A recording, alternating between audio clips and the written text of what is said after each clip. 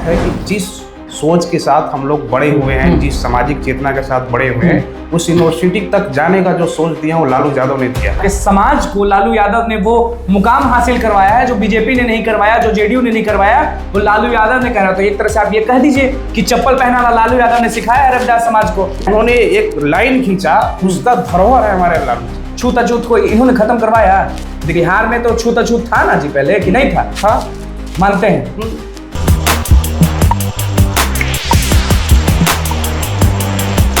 देखिए सारे पार्टी जो हैं वो अपना अपना विधायक भैया कैंडिडेट चुन लिए हैं, ऑलमोस्ट चुन लिए, सामने नहीं ला रहे हैं। लेकिन सामने नहीं ला रहे हैं तो भैया राबड़ी आवास के बाहर आप भी जानते हैं लोग सो रहे हैं, जमीन पर गमछा बिछा के सो रहे हैं कि हमें भी टिकट मिल जाए। नमस्कार, मैं हूं अनुकुल तिवारी और आप वॉइस हब देख रहे हैं। टिकट फाइनल जो है वो सबको मालूम है, जो पार्टी वाले हैं, लालू यादव को मालूम है, तेजस्वी यादव को मालूम है, सबको मालूम है। हमारे साथ प्रवीण कुमार मौजूद हैं जो कि आरजेडी से हैं और मोहनिया से दावा ठोकने के लिए तैयार हैं और शिक्षित हैं।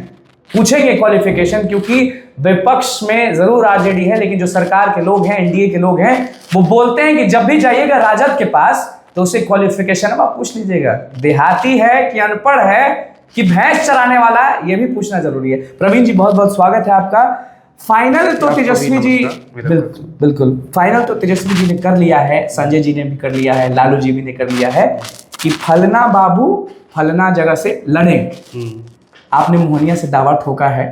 सबसे पहले तो कितने मजबूत हैं आप, उससे पहले आप ये बता दें जनता को कि राजद से आप आते हैं और शिक्षित परिवार है आपका और आप भी बहुत शिक्षित हैं। प्लीज बताएं अपना क्वालिफिकेशन, कि आप कितने शिक्षक हैं? मेरा नाम प्रवीण है, मैं मोहनिया विधानसभा से आता हूँ और मेरी पढ़ाई बनारस हिंदू यूनिवर्सिटी से हुई है और राजद परिवार से 2022 से मैं लग के यूनिवर्सिटी से ही छात्र संघ में अपना जीवन यापन कर रहा हूँ। और आरजेडी पार्टी के लिए और छात्रवृत्ति के लिए हम लोगों ने बहुत काम किया है और 2022 से जितने भी संघर्ष हुए हैं, छात्र संघ का हो या सामाजिक हो, राजनीतिक हो या पॉलिसी मेकिंग की बात हो, जो भी सेंट्रल गवर्नमेंट की पॉलिसी हुई, सब हम लोग मुद्दे के साथ रखे यूनिवर्सिटी में, गेट पर प्रोटेस्ट करने की बात हो। तो रही बात मोहनिया विधानसभा की, तो मोहनिया विधानसभा में हम 2022 से कंटिन्यू हम लोग काम कर रहे हैं और आरजेडी से मोहनिया विधानसभा से मैं दावेदारी अपनी रख रहा हूँ। 2022 से मतलब कि 2023, 2024, 2025।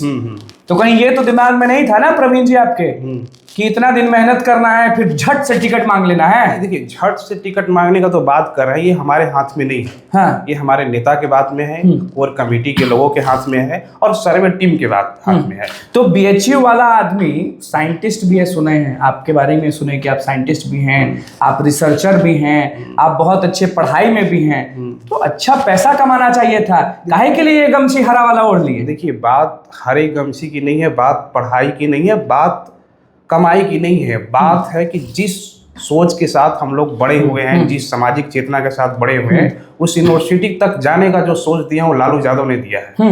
लालू यादव जी का देन है कि उस यूनिवर्सिटी तक हमारे फैमिली को और मुझे तक भी पहुंचाया है।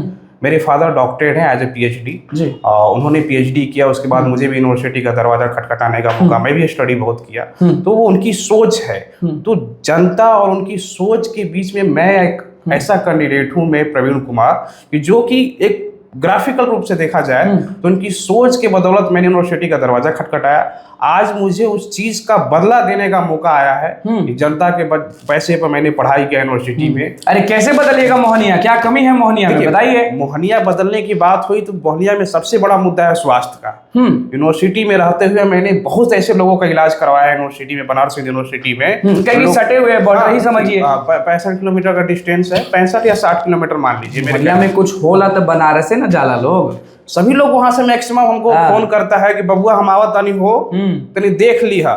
बात देखने की बात नहीं है, अगर वहां पर कोई ढंग का ट्रामा सेंटर होता, कोई हॉस्पिटल होता, बड़े स्किल पर वहां पर काम होता, ठीक है, कैमूर में भी कोई बड़े स्किल पर उस तरह का चीजें होता, तो बनारस जैसे यूनिवर्सिटी में लोग एडमिशन करा के पढ़ने के लिए हो, या स्वास्थ्य में ही सबसे बड़ा स्वास्थ्य है। रात को 2 बजे 3 बजे कोई फोन करता है, सबसे बड़ा मुद्दा हो जाता है एम्बुलेंस का। अच्छा प्रवीण जी, आपके हिसाब से प्रतिदिन मोहनिया में कितने लोग मरते होंगे इस कारण कि एम्बुलेंस नहीं पहुंच रहा है? देखिए, ये डाटा मुझे बताना बड़ा एक दुखद घड़ी की बात हो जाएगी। मैं तो गिनने नहीं जाऊंगा कितने लोग इस तरह की परिस्थिति में आ रहे हैं।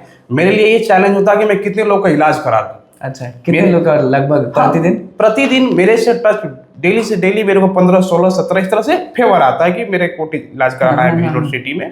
कोशिश रहता है कि मैं सबको संतुष्ट कर दूं, सबको बेड दिलवा मतलब आपके हिसाब से स्वास्थ्य का मुद्दा सबसे टॉप पर बहुत है। बहुत ये स्वास्थ्य का मुद्दा बहुत बड़े स्केल पर वहाँ पर आपके है। नेता बार बार शिक्षित बिहार के बारे में बात करते हैं और ये तक कह दिए कि हर घर एक सरकारी नौकरी होगा। ये संभव है क्या तेजस्वी जी? हमें नेताजी को संभव नहीं करना है, नेताजी संभव करके दिखा दिए हैं। हाँ, तेजस्वी जी। हाँ, 17 महीना का जो उनका कार्यकाल रहा है उसमें करके दिखाए, उसका प्रमाण हमको और नेताजी को नहीं देना है। नेताजी सबको करके देश विदेश तक दिखा दिए हैं और हमें मौका तेजस्वी इस बार नेताजी हमारे मुख्यमंत्री बनने जा रहे हैं। कोई इधर उधर नहीं, कोई इसमें ना नुकर कुछ नहीं है। अरे रोडवा तो नीतीश जी न बनवाए, रोडवा जब मुख्यमंत्री वो हैं तो वही ना बनवाएंगे। हाँ। शिक्षा पर बात कर रहे हैं हमारे नेताजी, रोजगार पर बात कर रहे हैं हमारे नेताजी, स्वास्थ्य मिनिस्टर रहे तो स्वास्थ्य व्यवस्था का ठीक किया नेताजी, और एजुकेशन से लेके पढ़ाई से लेके नौकरी देने का बात नेताजी कर रहे हैं। तो आज जो भी युवा पीढ़ी है, मैं भी युवा हूँ, तो मैं उनके बातों से इतना प्रभावित हूँ। यूनिवर्सिटी से लेकर जान देने के लिए तैयार है तेजस्वी। देखिए जान ये कोई मतलब नहीं, जान देने की बात नहीं होती है। खड़े रहिएगा, उनके साथ हम खड़े रहेंगे। बिखिएगा नहीं ना। मान लीजिए विधायक बन गए, अब बीजेपी मान लीजिए पैसा फेंका, तो रविदास जी जो हैं, आप रविदास जाति से आते हैं और लालू जी का इतना जो आप कह रहे हैं कि हमको वहां तक पहुंचाए, तो आप इनडायरेक्टली ये कह दिए कि आपके समाज को लालू यादव ने वो मुकाम हासिल करवाया है जो बीजेपी ने नहीं करवाया, जो जेडीयू ने नहीं करवाया, वो लालू यादव ने करा। तो एक तरह से आप ये कह दीजिए कि चप्पल पहनाना लालू यादव ने सिखाया है रविदास समाज को। देखिए अब किसी पार्टी का तो इस तरह का मुझे नहीं है, बाकी जो समाज का आइकॉनिक पृष्ठभूमि तैयार किए लालू जी, पिछड़े जाति के बारे में बात कर रहे हैं, उन्होंने एक लाइन खींचा, उसका धरोहर है हमारे लालू जी। छूत-अछूत को इन्होंने खत्म करवाया। बिहार में तो छूत-अछूत था ना जी पहले, कि नहीं था? मानते हैं? इसमें कोई दो रात होना नहीं है। था इसमें लालू जी का देन है कि सब चीजें खत्म हुआ है। लालू जी का देन है कि लोग यूनिवर्सिटी तक पढ़ने गए, लालू जी का देन है कि लोग नौकरी में गए। बचपन लालू ने कभी झेला था कि नहीं ये चीज? देखिए हमारी परिस्थिति में इस चीज को तो एहसास नहीं करने दिया गया। लोग बताते हैं, हमारे दादा बाबा उसके पीढ़ी के लोग बताते थे कि इस तरह की परिस्थिति थी।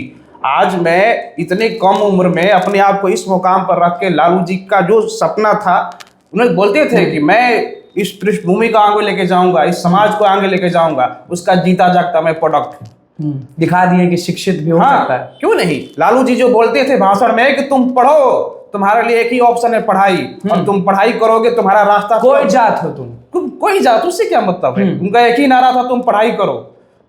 आज उसका देन है कि मैं इतनी उम्र में अपने आप को मजबूती से मोहनिया विधानसभा को चुनाव लड़ने के लिए, ये मेरा चैलेंज भी एक तरह से है। अच्छा, ये मेरा चैलेंज भी है कि जो उन्होंने बोला आज उस परिस्थिति पर हम लोग खड़े हैं और उसके लिए मैं तैयार हूं। जनता का दिल कैसे जीतिएगा ये बताइए? जनता का दिल जीतने के लिए तमाम सारे ऐसे रास्ते हैं। पहला तो मेरा स्वास्थ्य ऐसा व्यवस्था कि मैंने जनता का इतना काम किया है, लोगों का इलाज कराया। काम गिना सकते हैं ना, बहुत से ऐसे काम गिना सकते हैं कि हमने ये किया, हमने वो किया, हम ये करिए।